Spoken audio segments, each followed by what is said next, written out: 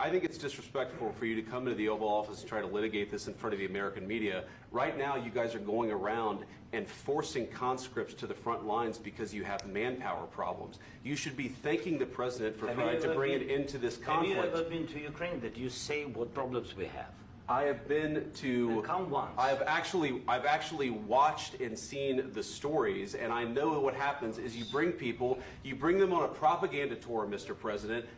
Do you disagree that you've had problems bringing people into your military? And do you think that it's respectful to come to the Oval Office of the United States of America and attack the administration that is trying to prevent the destruction of your country? A lot of questions. Let's start from the beginning. Sure. First of all, during the war, everybody has problems. Even you, but you have nice ocean and don't feel now, but you will feel it in the future. God bless. You don't know that. God bless. You don't God know bless. that. You will not have a war. Don't tell us what we're going to feel. We're trying to solve a problem. Don't tell us what we're going to feel. I'm not telling you. Because you're in no position to dictate that. That's Remember exactly what this. you're doing. You're in no position to dictate what we're going to feel. We're going to feel very good. You will feel influence. We're going to feel very good and very strong. You will feel influence. You're right now not in a very good position. You've allowed yourself to be in a very bad position, and he happens to be right about it. From the very beginning of the war. You're not in a good position. You don't have the cards right now. With us, you start having cards. Right now, you don't. You're playing cards. You're playing cards. You're gambling with the lives of millions of people. You're gambling with World War III. You're gambling with World War III. And what you're doing is very disrespectful to the country, this country. That's backed you far more than a lot of people said they should have. Have you said thank you once? This A lot entire of meeting? times. No, in this Even entire meeting, today. have you said thank Even you? today. You went to Pennsylvania and campaigned for the opposition in October. Offer some words of appreciation for the United States of America and the president who's trying to save your country. Please, you think that if you will speak very loudly about the war, you He's can... not speaking loudly. He's not speaking loudly. Your country's in big trouble. Can I Wait a answer? minute. No, Can you've I done a lot answer? of talking. Your country is in big trouble. I know. You're not I winning. know. You're not winning this.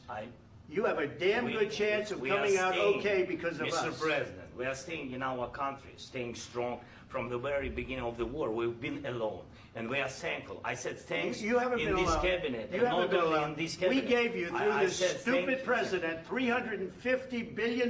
You voted we gave for you your military president. equipment, You and you voted men for are your brave, president. but they had to use our military. What about If you didn't have our military equipment, if you didn't have our military equipment, this war would have been over in 2 weeks. In 3 days, I heard it from Putin. In 3 days, this is something Maybe new. less. In 2 weeks, of course, yes. It's going to be a very hard thing to do business like this. I And tell you. just say thank you. I said a lot of times to American people. Except that there are disagreements, and let's go litigate those disagreements rather than trying to fight it out in the American media when you're wrong.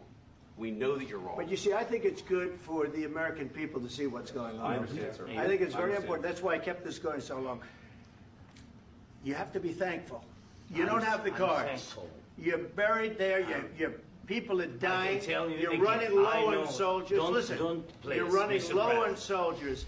It would be a damn good thing. Mr. And then President. then you tell us, I don't want a ceasefire. I don't want a ceasefire. I want to go, and I want this.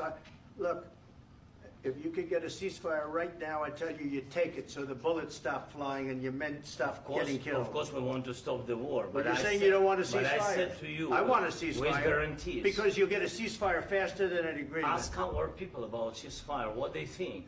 That wasn't doesn't with matter me. for you what- That what wasn't is- with me.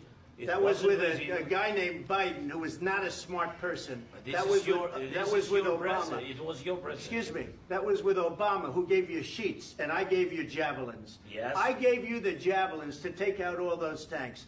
Obama gave you sheets. In fact, the statement is Obama gave sheets and Trump gave javelins. You got to be more thankful, because let me tell you, you don't have the cards. With us, you have the cards. But without us, you don't have any cards. One more question to Mr. Vice President. I'm sorry. It's going to be a tough deal to make, Um, because the attitudes have to change. what if Russia breaks ceasefire? What if Russia breaks peace talks? What do we do then? I understand that it's a heated conversation right now. What are you but saying? What She's asking, what if Russia breaks the ceasefire? What if anything? What if a bomb drops on your head right now? Okay? What if they broke it? I don't know. They broke it with Biden because Biden, they didn't respect him. They didn't respect Obama. They respect me. Let me tell you, Putin went through a hell of a lot with me. He went through a phony witch hunt where they used him and Russia. Russia. You ever hear of that deal? That was a phony Hunter Biden, Joe Biden scam. Hillary Clinton, Shifty Adam Schiff. It was a Democrat scam.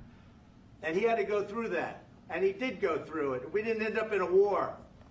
And he went through it. He was accused of all that stuff. He had nothing to do with it. It came out of Hunter Biden's bathroom. It came out of Hunter Biden's bedroom. It was disgusting. And then they said, oh, the laptop from hell was made by Russia. The 51 agents. The whole thing was a scam. And he had to put up with that. He was being accused of all that stuff. All I can say is this. He might have broken deals with Obama and Bush, and he might have broken them with Biden. He did, maybe. Maybe he didn't. I don't know what happened. But he didn't break them with me. He wants to make a deal. I don't know if you can make a deal. The problem is I've empowered you to be a tough guy. And I don't think you'd be a tough guy without the United States. And your people are very brave. But you're either going to make a deal or we're out. And if we're out, you'll fight it out. I don't think it's going to be pretty, but you'll fight it out. But you don't have the cards. But once we sign that deal, you're in a much better position. But you're not acting at all thankful. And that's not a nice thing. I'll be honest, that's not a nice thing. All right, I think we've seen enough. What do you think? Huh? This is going to be great television, I will say that.